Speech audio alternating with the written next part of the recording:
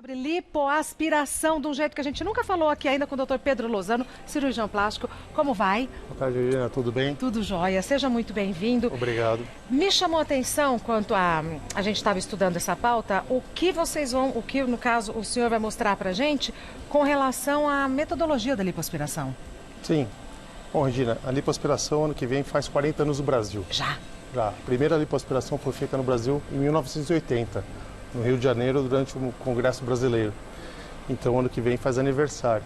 E aí a ideia é trazer a evolução da técnica. Então, uma cirurgia segura e que nós começamos de cânulas no começo e, através dos anos, foi agregando tecnologia. E hoje nós conseguimos fazer a lipoaspiração de um modo muito mais seguro, rápido, com menos tempo de dor e roxos no pós-operatório. Que era uma reclamação muito comum, né? Frequente, sangramentos. No início da técnica eram muitos sangramentos, foi evoluindo com a técnica que nós colocamos soro fisiológico. E hoje nós temos aqui, eu trouxe um aparelho de vibro lipoaspiração. Vamos ver? Vamos. Eu chamei de senhor, não é pela idade, é respeito ao conhecimento. Muito obrigado, muito obrigado. Quem cresceu no interior tem esse hábito, perdão. Então vai. Bom, como era? Então, inicialmente as cânulas eram grossas. Então aqui nós temos uma cânula tradicional. Então, a cânula, que é nada mais aqui um canudo metálico. As primeiras cânulas, elas tinham 1,5 centímetros. Depois foi para 12 milímetros. Hoje a gente trabalha com cânulas de 5 milímetros a 2 milímetros em média. Muito pequenininho. Muito fininho. Fazemos pequenos furos escondidos em partes estratégicas do corpo da paciente ou do paciente. Colocamos hoje, atualmente, uma solução, que é nada mais aqui soro fisiológico ou outro tipo de líquido, com substâncias que, por exemplo, analgésicos, anestésicos, então visando diminuir a dor do paciente. Então, inicialmente era assim. Então, isso é que enfiava na pele? Na pele da paciente, e isso aqui é acoplado a uma mangueira que faz uma pressão negativa. Suga, aspira. Aspira, por isso, lipoaspiração. Tá. Antes era assim? Sim. Ainda é no método tradicional. Tá. Atualmente, com o evoluir, no final, então, quando começou a lipoaspiração, final da década de 70, hoje nós temos aparelhos que, por exemplo, aqui é um aparelho de vibrolipoaspiração. O que é isso, doutor? Ele vibra. Então, anteriormente eu precisava pegar a cânula, tá vendo? Ela é meio romba, que a gente fala. Pode passar a mão. Não machuca. Nossa, mas ela é abauladinha, né? Abaulada. Justamente para não ter risco de perfurações. Tá. Se ela fosse pontiaguda, ela ia perfurar. Claro. Então, mas o cirurgião, como ela não é pontiaguda, ele precisava fazer esforços. E fazia força fisicamente, doutor? Sim, porque debaixo da pele, Regina, nós temos traves, septos, que a gente fala, que se conectam à pele ao músculo na profundidade. Então, eu preciso vencer esses septos. Perfeito. E eu preciso quebrar as células de gordura. E para o cirurgião, pensando também no tempo cirúrgico, que antigamente era longo, ele fazia movimentos rápidos e com força. Para diminuir o tempo da cirurgia. Da cirurgia, da anestesia do paciente. Tá. Então, hoje, conforme foi evoluindo, hoje nós temos aparelhos que, por exemplo, eu vou ligar ele aqui, ó, ele vibra. Então, o que essa vibração faz? Pode colocar na sua mão, ó. Ó que interessante. Põe o seu dedo. Machucou?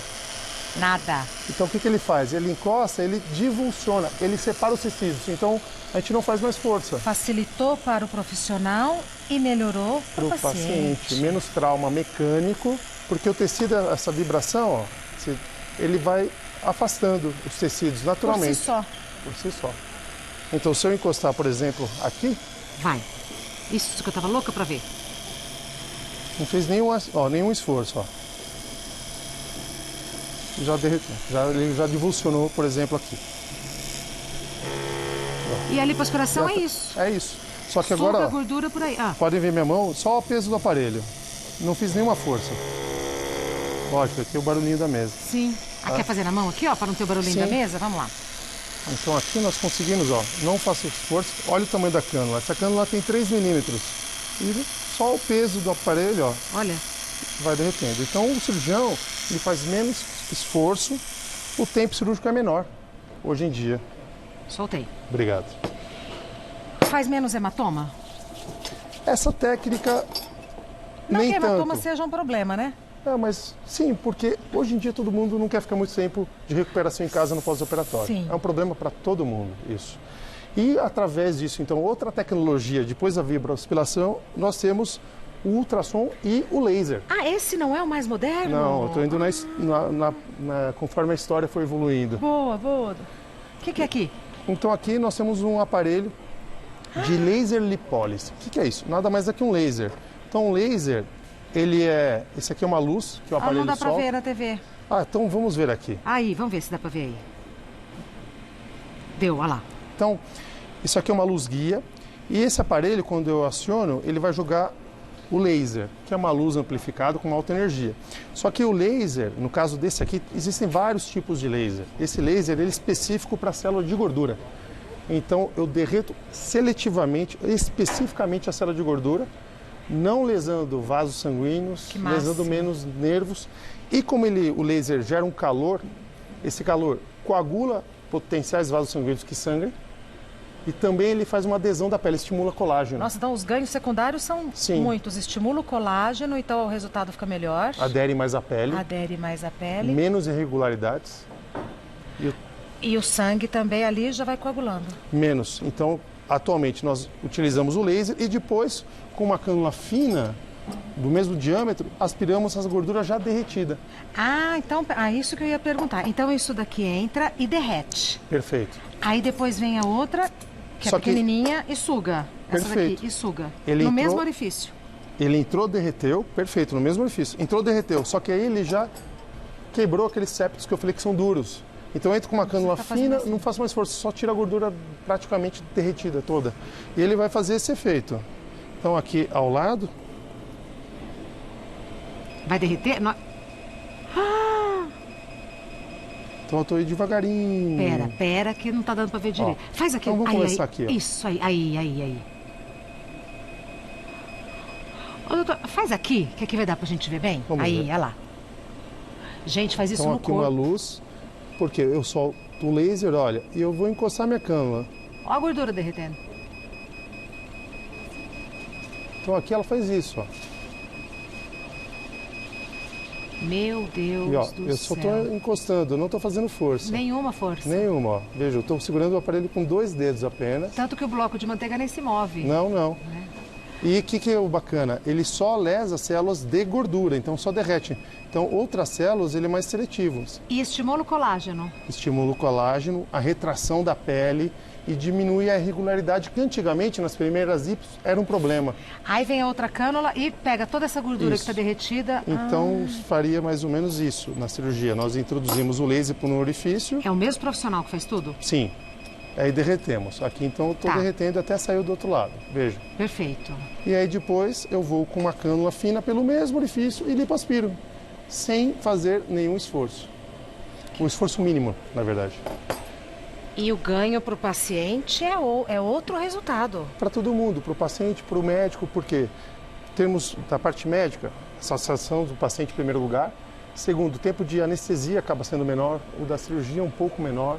Então, menos chance de ele perder sangue, menos problemas no pós-operatório e uma brevidade da recuperação dele indo para casa e no pós-operatório também. E no final, paciente e equipe médica todos felizes, que é o objetivo. Todo mundo, perfeito. A gente vai conversar mais sobre esse assunto, temos perguntas do pessoal de casa, mitos ou verdades.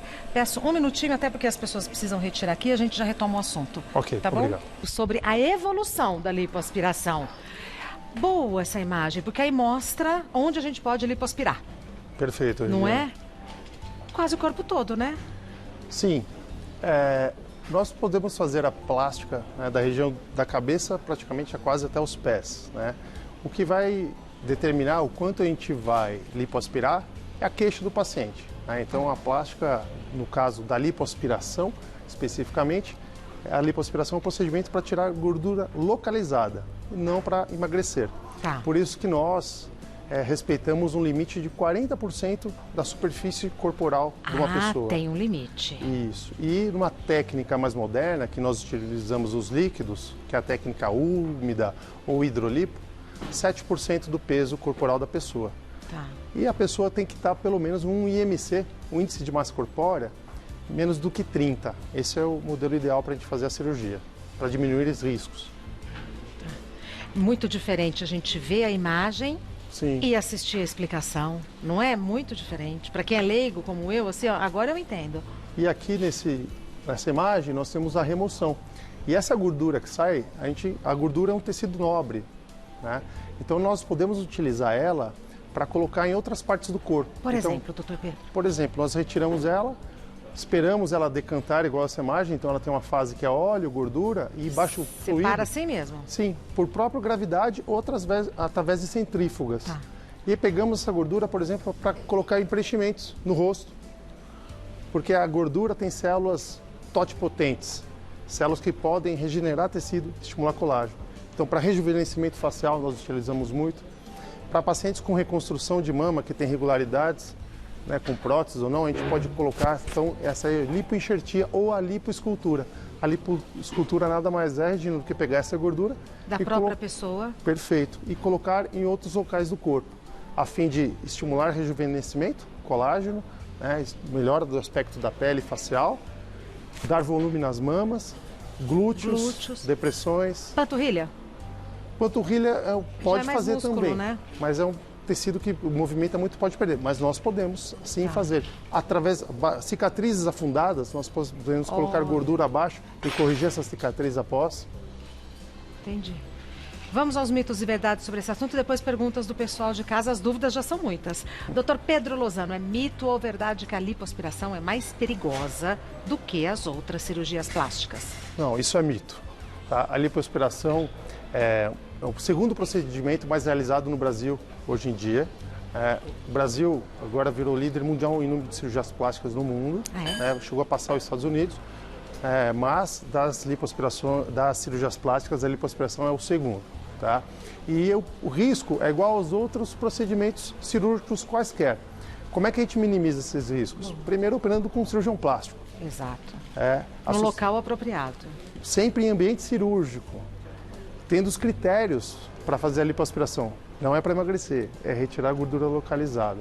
Né? E sempre procurar um profissional credenciado à Sociedade Brasileira de Cirurgia Plástica. Sim. Porque teve um estudo que mostrou, né, que a cirurgia plástica, as cirurgias estéticas, tinham um maior número de processos no Brasil.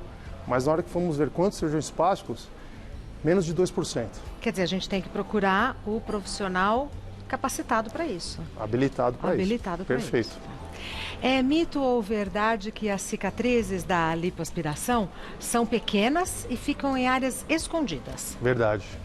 Verdade. São pequenas incisões cortinhos que variam de 2... Do tamanho do fiozinho do leite? É uma coisinha assim. 2 a 4 milímetros. Quantos pelo corpo? Depende, né? Então depende. Pacientes que querem fazer uma papada, a gente pode fazer uma pequenininha aqui escondida embaixo, atrás da orelha, na região da axila, debaixo da axila, dentro do umbigo, na virilha.